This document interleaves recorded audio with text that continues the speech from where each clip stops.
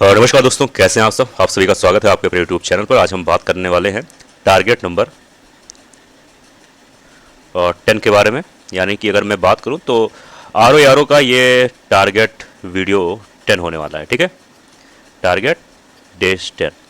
अब इसमें हम लोग क्या बात करने वाले हैं, आइए बात करते हैं। आज आपको इंडियन पॉलिटी में क्या पढ़ना है। इंडियन पॉलिटी में आज सभी को आज पार्लियामेंट स्टार्ट करना है। पार्लियामेंट चैप्टर काफ़ी लंबा है और ये बहुत इंपॉर्टेंट है। अगर इसको आप सही तरीके से पढ़ लोगे तो इंडियन पॉलिटी में, अगर मैं बता रहा हूँ 10 सवाल आते हैं आर में, एक बात बता रहा हूँ मैं, तो कम से कम मान के चलिए 4 सवाल तो कम से कम यहीं से आते हैं। तो ये पार्लियामेंट बहुत अच्छा चैप्टर है, इंपॉर्टेंट चैप्टर है।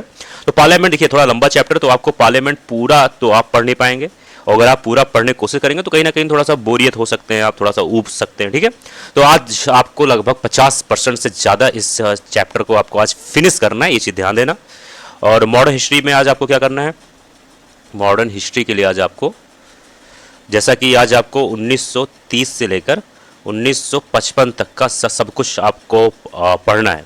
अब 1930 से लेकर 1955 तक के बीच में आपको क्या क्या पढ़ना है, एक मिनट जाइए, एक मिनट। 1930 से लेकर 1955 के बीच में आपको क्या क्या पढ़ना है। देखो इसमें बहुत सारी चीज़ें पढ़नी है। पहली चीज़, जैसे कि 1930 के बाद कौन सा कांग्रेस अधिवेशन हुआ, जो कि इंपॉर्टेंट है। कौन सा अधिवेशन हुआ, उसके कौन से हुए लीडर हुए, खास तौर पर महात्मा गांधी जी के बारे में। ठीक है, महात्मा गांधी जी का जहां पर भी नाम आ जाए उसको आपको ध्यान देना है। उसके बाद कौन सा आंदोलन हुआ, कौन सा आंदोलन के बाद हमारा संविधान भी इसी के बीच में आएगा। यानी अगर मैं बात करूं तो 1947 के बाद से, एक मिनट जाइए, 1947 नहीं, 1946 के बाद से संविधान का जिक्र आने लगता है। तो संविधान से संबंधित आपको चीज़ों को ध्यान देना है। ठीक है, तो और कॉन्स्टिट्यूंट असेंबली के बारे में जानना है। ठीक है, ये सब मोटी मोटी चीज़ें हैं। तो आज आपको 1930 से लेकर 1955 तक के बीच में सारा सब कुछ पढ़ लेना है। और आज के बाद मॉडर्न हिस्ट्री लगभग आपका खत्म हो जाएगा। कल से एंशिएंट हिस्ट्री शुरू होगा। फिर मैं आपको बताऊंगा कि भी मॉडर्न हिस्ट्री में आगे चल के क्या क्या पढ़ना है आपको, लेकिन आज आपको ये कंप्लीट करना है, ये चीज़ ध्यान देना। और आज आपको करंट अफेयर जो है, करंट अफेयर स्टार्ट करना है फरवरी 2025 का। और करंट अफेयर में आपको 4 दिन देना है। तो 4 दिन देना है, यानी कि आज आपको फरवरी 2025 का जो करंट अफेयर स्टार्ट करेंगे, इसका कम से कम 1/4 आपको कंप्लीट कर लेना है। मैं बार बार बता रहा हूं कि करंट अफेयर एक ही दिन में नहीं कंप्लीट करना है। एक दिन में जब कंप्लीट करने लगोगे आप, तो कोई भी चीज़ जब आप नोट्स बनाओगे तो उसको सही तरीके से आप समझ के नोट्स नहीं बना पाओगे, ऊब जाओगे। और जैसा मैं अपना स्ट्रेटजी बता रहा हूं आप सभी को, इस तरीके से फॉलो करोगे।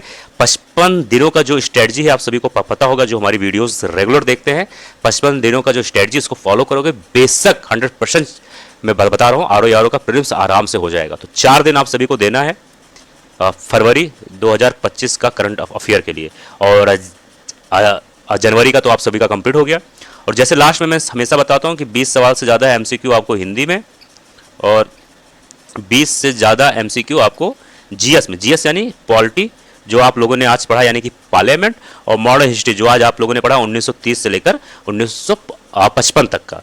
क्या करना है आपको, जैसे कि 20-20 सवाल आपको एक एक पेज में लिखना है। और जब भी आप खाली समय रहे आपके पास, जब भी खाली समय रहे, खाना बनाते वक्त, घूमते टहलते वक्त, दोस्त के साथ चाय पीते वक्त, थोड़ा बहुत घूमने, जब भी खाली टाइम रहे, इस 20-20 सवाल को आपको एवरीडे याद करना है। याद करना मतलब एवरीडे 20-20 सवाल आपको याद करना है। इसमें कोई आपको स्पेशल टाइम नहीं देना है कि 2 घंटा आपको इसको याद करना, नहीं। सिर्फ खाली टाइम पे अगर आप ऐसा करते हैं तो एक दिन में आपका 40 सवाल से ज़्यादा बिना कुछ मेहनत किए ही तैयार हो जाएगा। ठीक है, तो ये था आज आपका टारगेट। मिलते हैं अगले दिन। कल तो होली है, फिलहाल कल ज़्यादा टारगेट नहीं रहेगा, लेकिन पढ़ाई कंटिन्यू करने के लिए टारगेट तो रहेगा, लेकिन कम रहेगा। मिलते हैं अगले वीडियो में। जय हिंद, जय भारत।